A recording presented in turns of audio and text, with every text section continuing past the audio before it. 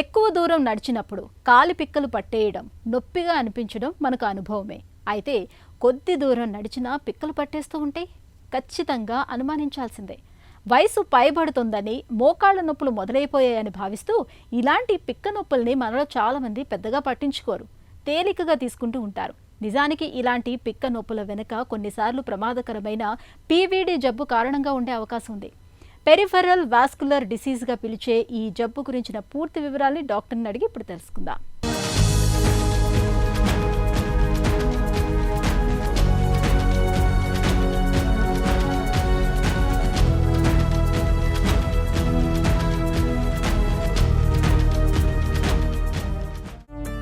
Peripheral arterial disease అంటే ఏంటి? మన ఏదైతే కాళ్ళకి చేతులకి బ్లడ్ సప్లై చేసే బ్లడ్ వెజల్స్ని పెరిఫెరల్ వెజల్స్ అంటాం. ఈ పెరిఫెరల్ వెజల్స్లో వచ్చే డిసీజ్ని పెరిఫెరల్ ఆర్టరీ డిసీజ్ అంటాం. జనరల్గా వెజల్స్లో ఆర్టరీస్కే ఎక్కువ డిసీజ్ వస్తుంది. వెయిన్స్లో మనకు తెలిసింది వారికోజ్ వెయిన్స్, అవి లేదా క్లాట్స్. ఆర్టరీలో వచ్చేటప్పటికి ఈ రక్తనాళాలలో ఒక భాగం లోపల కొవ్వు పేరుకోవడం వల్ల కాదు కానీ కాల్షియం పేరుకోవడం వల్ల కానీ వేరే ఏ కారణాల చేతనైనా లోపల యొక్క రక్తనాళంలో ఉన్న ఇవి గొట్టాల్లాగా ఉంటాయి. లోపల చాలా స్మూత్ లేయర్ ఉండి దానికి 3 లేయర్స్ ద్వారా ఉంటాయి అన్నమాట. దాంట్లో నుంచి రక్త ప్రసరణ జరుగుతూ ఉంటుంది.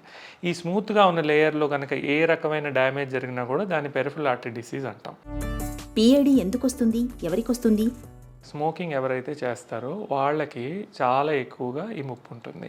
స్మోకింగ్ మానేసిన సంవత్సరం తర్వాత దాని ముప్పు తగ్గుతూ వస్తుంది, కానీ దాని యొక్క ప్రభావం కొన్ని దశాబ్దాల పాటు ఉండి 30లో 40లో స్మోకింగ్ చేసిన వ్యక్తులకు కూడా 60-70లో విపరీతంగా వెజల్ డ్యామేజ్ చూసిన సందర్భాలు ఉన్నాయి. ఇవి మనకి ఏదైతే హార్ట్లో బ్లడ్ వెజల్స్ బ్లాక్ అయిన వాళ్ళకి అదే ప్రక్రియ మనకి పెరిఫెరల్ ఆర్టరీ డిసీజ్లో కూడా జరుగుతూ ఉంటుంది. ఇది స్మోకింగ్ తర్వాత పురుషుల్లో ఎక్కువగా వచ్చే ఛాన్స్ ఉంటుంది. ఇది జన్యుపరంగా ఏంటంటే పురుషులకి ఈ పెరిఫెరల్ ఆర్టరీ డిసీజ్ వచ్చే ఛాన్స్ ఎక్కువ. తర్వాత కొలెస్ట్రాల్ ఎక్కువ ఉన్న వాళ్ళకి, బీపీ, షుగరు ఈ వ్యాధులు ఉన్న వాళ్ళకి కూడా ఎక్కువగా వచ్చే ఛాన్స్ ఉంటుంది.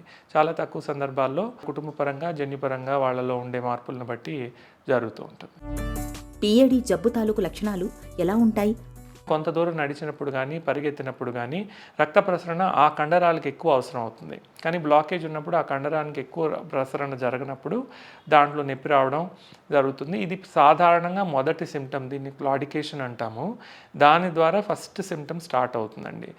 కొంతమందికి పుండ్లు పడి అవి మానకపోవడం ఇంకొక రీజన్. రక్త ప్రసరణ జరగనప్పుడు ఏదైనా పాదంలో అల్సర్స్ కానీ పుండ్లు కానీ పడితే అవి తొందరగా మానపోవటం జరుగుతుంది. ఈ రీజన్స్ ఉంటాయి. డిసీజ్ ఇంకా ఎక్కువ ప్రోగ్రెస్ అయ్యి బ్లడ్ సర్క్యులేషన్ పూర్తిగా ఆగిపోయినప్పుడు ఆ పాదానికి లేదా ఆ భాగానికి సర్క్యులేషన్ లేనప్పుడు కాన్స్టెంట్గా రెస్ట్ పెయిన్ అంటాం. ఇది విపరీతమైన పెయిన్ పోటు జరుగుతుంది. వాళ్ళు జనరల్గా కాలు కిందకి ఏలాడదీస్తే కానీ సర్క్యులేషన్ జరగని పరిస్థితి అవుతుంది. వాళ్ళ ఇంట్లో అక్కడి నుంచి బాత్రూమ్కి వెళ్ళటం కూడా కష్టమయ్యే పరిస్థితి అవుతుంది. ఇది చాలా సివియర్ కండిషన్ స్టేజ్ అవుతుంది. ఆ తర్వాత ఈ సర్క్యులేషన్ ఇక పూర్తిగా ఆగిపోయినప్పుడు టిష్యూ డ్యామేజ్ ఇలా చనిపోవడం జరిగి నల్లగా మారి గ్యాంగ్రీన్గా మారడం జరుగుతుంది. ఇవి దశలుగా పెరిఫెరల్ ఆర్టరీ డిసీజ్ ప్రోగ్రెషన్ ఉంటుందండి. పిఐడితో తలెత్తే తీవ్రస్థాయి సమస్యలు ఎలా ఉంటాయి? ఫస్ట్ మనం చూసే సిమ్టమ్ ఏంటంటే నడిచే డిస్టెన్స్ తగ్గిపోతుంది. అది ఫస్ట్ సిమ్టమ్ అవుతుంది. అక్కడి నుంచి ప్రోగ్రెస్ అవుతూ ఉంటుంది. ఇది మనకి ఉన్నా కూడా ఇది ఏదో ఏజ్ వల్ల వచ్చిందనో లేకపోతే కండరాలు పట్టేస్తున్నాయని నెగ్లెక్ట్ చేస్తూ వెళ్తే ఒకరోజు రెస్ట్ పెయిన్గా ప్లాక్ రప్చర్ అయ్యి క్లాట్ అయితే సడన్గా కాళ్ళకి రక్త ప్రసరణ ఆగిపోయి అక్కడ పెయిన్ రావడం, లేదంటే పుండు డెవలప్ అయ్యి దాన్ని మానకపోవడం, గ్యాంగ్రీన్ డెవలప్ అయ్యి పూర్తిగా పాదమే తొలగించాల్సిన అవసరం రావచ్చు. ఇది సడన్గా జరిగే వ్యవహారం కాదు, కొన్ని నెలలు లేదా సంవత్సరాల ద్వారా జరుగుతూ వస్తుంది. కాబట్టి ముందే గుర్తించి సరైన చికిత్స తీసుకుంటే చాలా వరకు లైఫ్ స్టైల్ మాడిఫికేషన్ అంటే మన జీవనశైలిలో మార్పుల ద్వారానే ఎక్కువ వరకు వీటిని నివారించవచ్చు. పిఐడి జబ్బుని ఎలా నిర్ధారించుకుంటారు? నాడి ఇక్కడ పట్టుకున్నప్పుడు తెలిసినట్టుగానే కాళ్ళలో కూడా రక్త ప్రసరణని నాడి పట్టుకోవడం ద్వారా తెలుస్తుంది. మన పల్స్ ఎగ్జామ్ అంటాం. బీపీ చెక్ చేసుకునేటప్పుడు చేతి బీపీ తర్వాత కింద యాంకిల్ దగ్గర కూడా బ్లడ్ ప్రెషర్ చూస్తారు. ఈ రెండింటి యొక్క రేషియో చూస్తే దాన్ని యాంకిల్ బ్రేకిల్ ఇండెక్స్ అంటాం, ఏబిఐ. ఇది సాధారణంగా బీపీ చూసినట్టే. ఆ రేషియో ద్వారా కూడా పెరిఫెరల్ వాస్కులర్ డిసీజ్ ఉందా, దాని సివియరిటీ ఎలా ఉంది అనేది మనం చెప్పచ్చు. సాధారణమైన మనుషులకి చేతిలో ఉన్న బీపీ కింద పాదంలో ఉండే బీపీ ఒకటే ఉంటుంది కాబట్టి రేషియో 1గా ఉంటుంది. దీంట్లో డిసీజ్ పెరిగే కొద్దీ తగ్గుతూ వస్తుంది. 0.6 కంటే తగ్గితే మనకి పుండు పడే ఛాన్సెస్ ఎక్కువ ఉంటాయి కాబట్టి దానికి ఫర్దర్ ఇన్వెస్టిగేషన్ చేయాలి. దాంట్లో ఏంటంటే బ్లడ్ వెజల్స్ మనం ఫీలింగ్తో కాకుండా సాధారణ కంటితో చూడలేం కాబట్టి అల్ట్రాసౌండ్ పరీక్ష ద్వారా చూడొచ్చు, లేదంటే సిటీ స్కాన్ పరీక్ష లేదంటే ఎంఆర్ఐ ద్వారా కూడా మనము వెజల్స్ లోపల ఎట్లా ఉందో చూడొచ్చు. డయాగ్నోస్టిక్ యాంజియోగ్రామ్ ద్వారా కూడా గ్యాస్ ఇచ్చి ఆ వెజల్స్ని మనం పరీక్షించేయచ్చు. పిఏడి జబ్బుకి చికిత్స ఎలా ఉంటుంది? మన సిమ్టమ్స్ని బట్టి కేవలం క్లాడికేషన్ అంటే నడుస్తున్నప్పుడు పిక్కలు పట్టేయటమే కనుక ప్రాబ్లం అయితే దానికి ఎటువంటి శస్త్రచికిత్స కానీ యాంజియోలు కానీ స్టెంట్లు కానీ అవసరం లేదు. ముందు చేయాల్సిన పని వ్యాయామం. అంటే రోజుకి 30 నిమిషాలు చొప్పున వారంలో 5 సార్లు కనుక నడవగలిగితే స్టెంట్ యాంజియోగ్రామ్స్ కంటే కూడా అది చాలా ఎఫెక్టివ్ అని ఎన్నో స్టడీస్లో నిర్ధారించబడింది. ఇంకొకటి వాటర్ తీసుకోవటం, హైడ్రేషన్ తగిన మోతాదులో. చాలామందికి హార్ట్ కండిషన్స్ ఉన్న కొంతమందికి మాత్రం మనం హైడ్రేషన్ తక్కువ తీసుకోమని చెప్తాం. కానీ సాధారణంగా ఈ పెరిఫెరల్ వాస్కులర్ డిసీజ్ ఉన్న వాళ్ళు స్మోకింగ్ లేదా 50-60 మధ్యలో ముందు బయటపడుతుంది. వాళ్ళకి కొంత దూరం నడగానే పిక్కలు పట్టేయడం మొదలైనప్పుడు మనం ఎంత వాటర్ తీసుకుంటున్నాం అనేది చూసుకోవాలి. కనీసం 2 లీటర్ల నీళ్లు ఏ సాధారణ పరిస్థితుల్లో అయినా సరే టెంపరేచర్స్ ఎలా ఉన్నా తీసుకోవడం చాలా ఇంపార్టెంట్.